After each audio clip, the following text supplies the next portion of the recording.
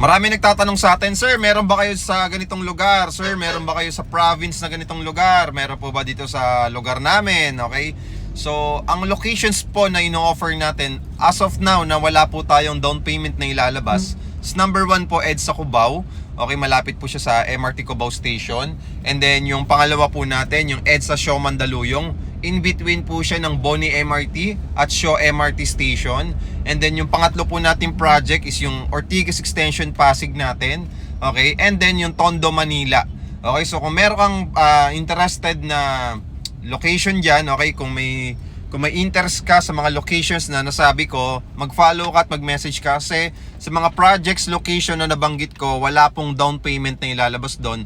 Walang hidden charges, walang lump sum payment. Lifetime ownership pa siya, hindi siya yung tipo ng ibang condominium na gigibain after 50 years contract, wala pong ganun, okay? So, rent-own scheme to, lifetime ownership at pwede mo pang ipamana sa loved one mo, sa anak mo.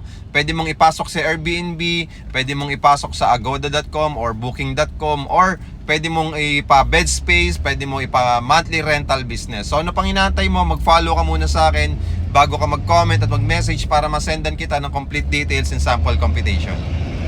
At kung interested ka rin maging real estate agent, okay, katulad ng ginagawa ko, nagbebenta kami online, okay, kung interested ka, message mo ako, I want to become a real estate agent or I want to be a real estate agent. So, PM nyo ako at para ma-add ko kayo sa Facebook at ma-add ko kayo sa group chat at makapag-start na po kayo ng training.